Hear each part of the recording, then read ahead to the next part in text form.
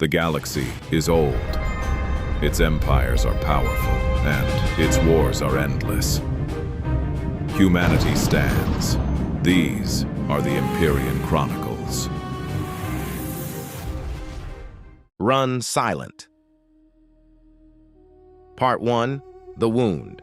The USEF Kestrel was dying slowly, which was better than dying quickly, but not by the margin Captain Sera Ndidi had hoped for when the engagement began. The Verath cruiser had caught them emerging from the transit point at the edge of the Solen system, a position that any competent ambush would use, and the Verath were consistently competent.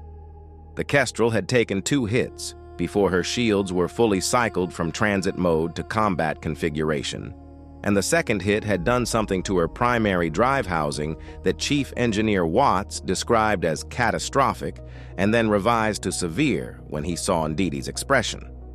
Severe meant the Kestrel could move. It meant she could not move fast. The Verath cruiser was twice her mass, fully combat configured, and currently sitting between her and the transit point she had come through.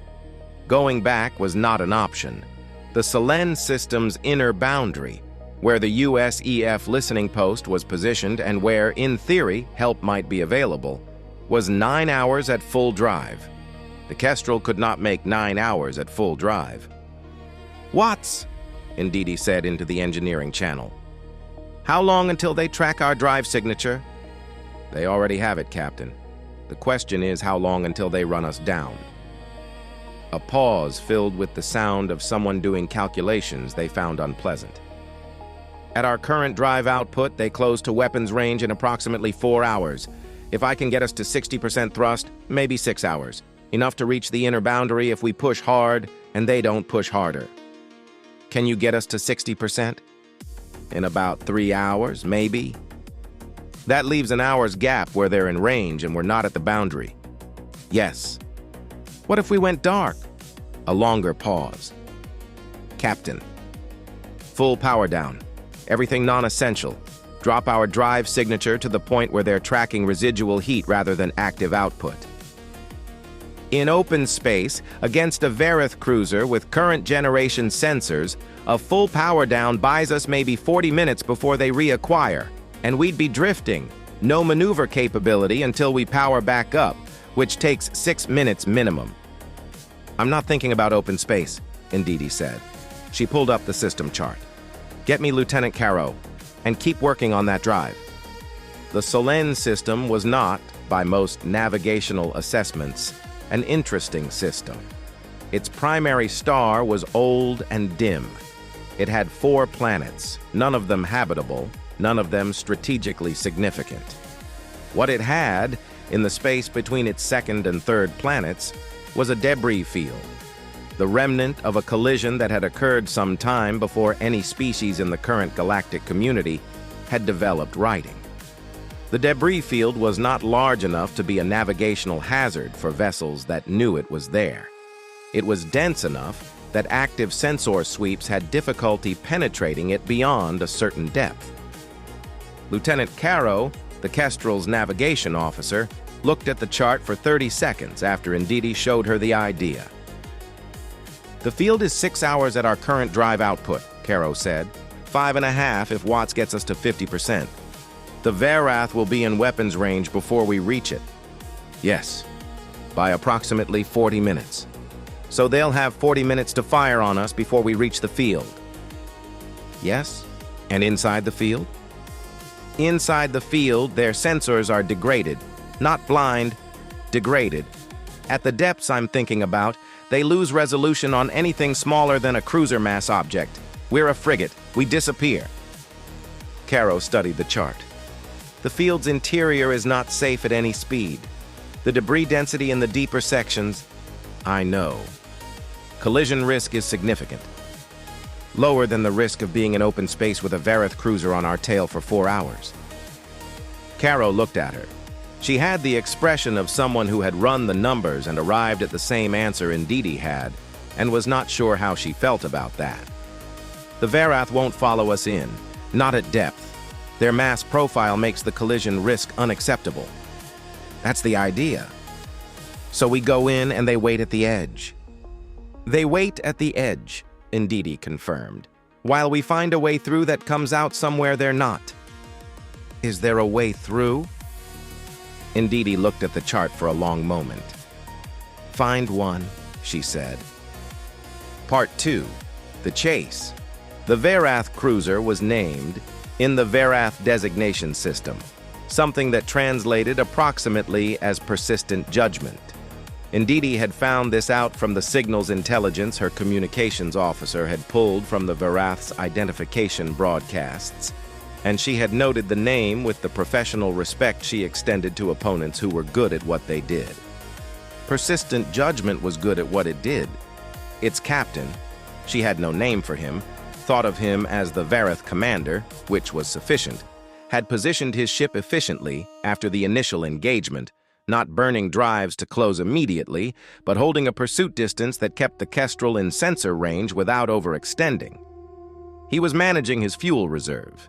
He was assuming a long chase and preparing for one. He was not making mistakes. The first hour was the worst. The Kestrel was running at 43% drive output, Watts's current ceiling, and the persistent judgment was closing steadily at a pace that felt unhurried, because it was unhurried. The Verath commander had no reason to hurry. Time was on his side, and he knew it. Ndidi used the hour. She had Caro work the debris field chart continuously, looking for the route through that she had promised existed. She had her weapons officer, Lieutenant Tamsin Park, run the Kestrel's remaining combat systems through a full assessment, 2 rail emplacements functional, missile tubes 3 and 4 operational, 1 and 2 damaged in the initial hits, point defense at 70%. Not a combat loadout she would have chosen, but a combat loadout she had. She had her crew eat.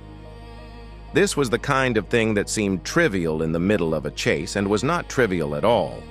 People who had not eaten made worse decisions.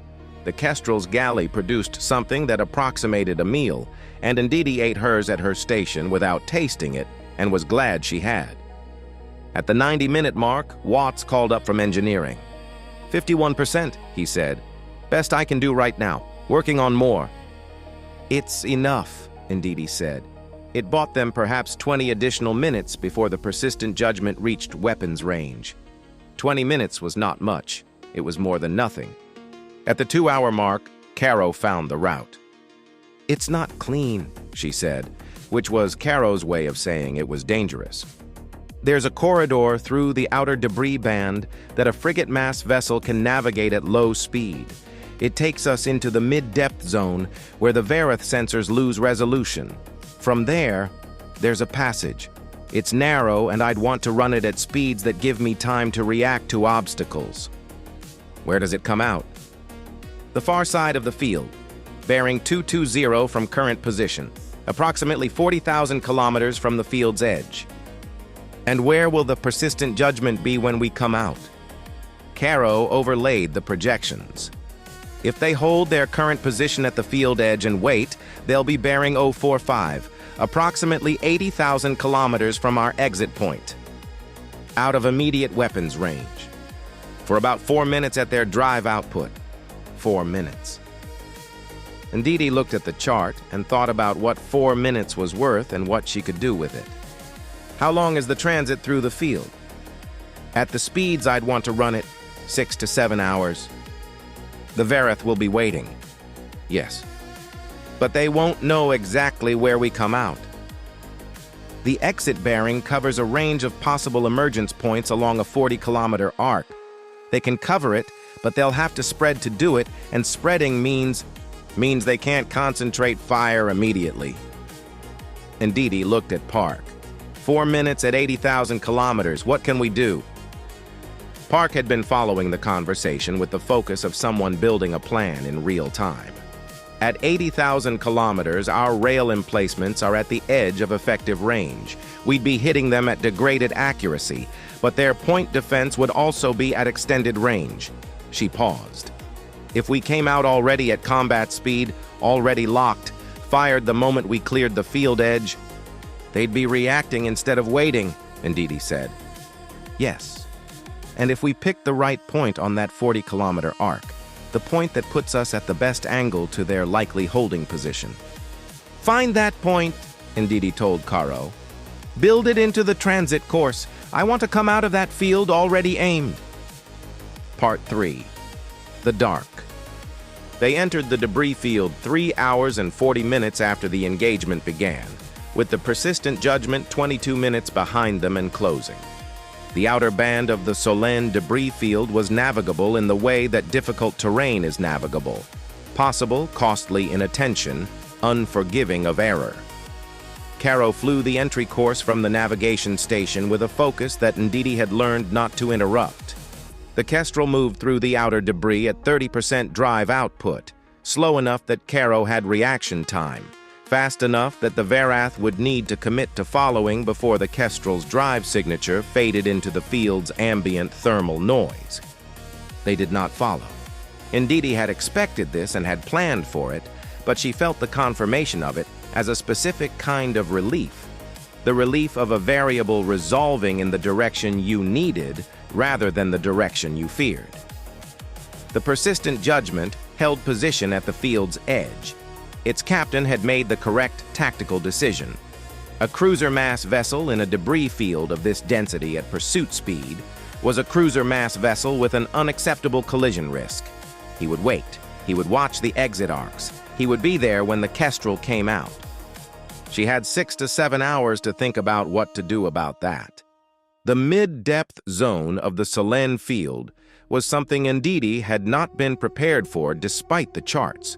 The debris here was old enough to have developed its own microecology of dust and ice and slow-spinning rock that caught the dim light of the Solène star and threw it back in ways that the Kestrel's external cameras rendered as something between beautiful and deeply unsettling. Fragments the size of buildings moved on trajectories so slow they barely registered as movement. The field had its own kind of stillness, the stillness of things that had been moving for so long they had forgotten they were moving. She was aware that she was anthropomorphizing debris. She attributed this to the stress of the situation and moved on. Watts got them to 58% drive in the 3rd hour of the transit, which was better than he had promised, and which Ndidi noted in his record mentally alongside Caro's name from the debris run. Her crew was doing what her crew did. She found this steadying. The passage Caro had found through the mid-depth zone was narrow in the way that the word narrow failed to adequately convey. In places, the clearance between the Kestrel's hull and the debris on either side was measured in tens of meters. Caro flew it at speeds that gave her reaction time and not much else, making corrections so continuous they were less like individual decisions and more like a sustained state of controlled response. Ndidi watched her and said nothing, and made sure nobody else said anything either. They lost a sensor array in the 5th hour, a fragment they had not seen until it was close enough that Caro's avoidance maneuver took them clear of the main body, but not the trailing debris. The impact was minor by the standards of the day. It cost them one of their long-range sensor packages and added a scrape to the hull plating that Watts reported with the tone of a man adding to a list that was already longer than he liked. Still moving, Ndidi said. Still moving, Watts confirmed. At the 6-hour mark, Caro said, exit point in 40 minutes. I've built the emergence angle into the course. We'll come out on the bearing that puts the persistent judgment at our 2 o'clock, 80 to 90,000 kilometers. Best angle for our rail emplacements given their likely holding position. Good. Park. Weapon status. Both rail emplacements charged and ready. Missile tubes 3 and 4 armed. Point defense active. A pause. I've been running firing solutions on their probable position for the last 2 hours. I have 3 solutions I'm confident in, depending on exactly where they're holding. The moment we clear the field edge and I can confirm their position, I can fire in under 10 seconds. Under 10 seconds, Ndidi repeated. 8, if the solution matches what I expect. Ndidi looked at the exit countdown. 38 minutes. Get some water, she told her bridge crew. All of you. Then get back to your stations. We come out firing. Part 4. The Bite. The Kestrel cleared the Selen debris field at 1847 ship time, moving at 56% drive and already accelerating. Park had her firing solution in 6 seconds. The first rail discharge left the Kestrel's forward emplacement before the persistent Judgment had completed its initial targeting sweep of the emergence arc.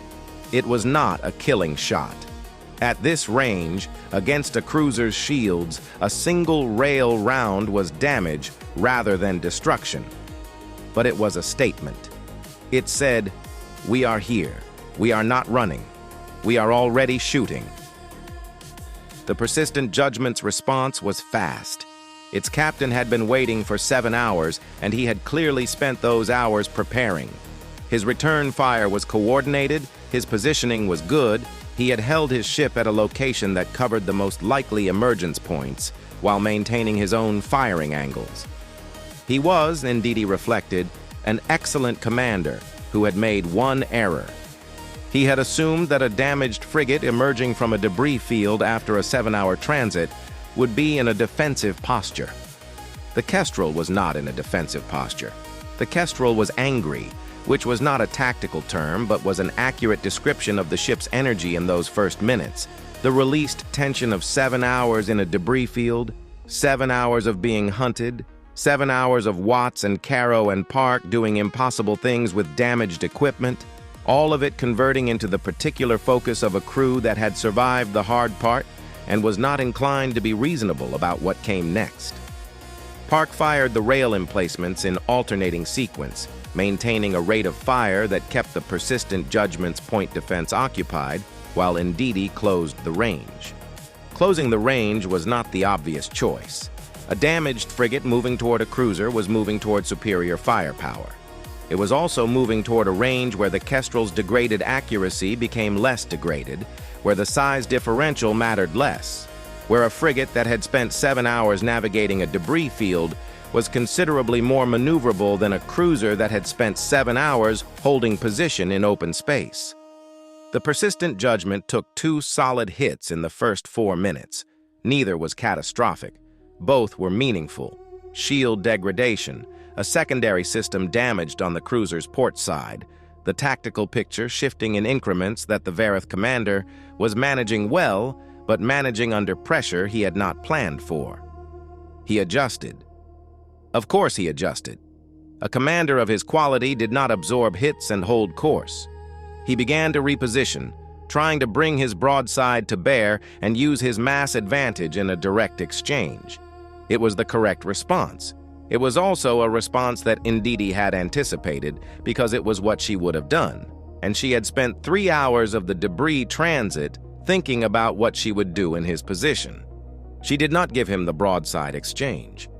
She cut across his repositioning arc, a maneuver that required Caro to do something with the Kestrel's lateral thrusters that they were not rated for at this drive output, and which Caro did anyway without being asked, and came at the persistent Judgment from an angle that put the cruiser's repositioning momentum working against its own firing solutions.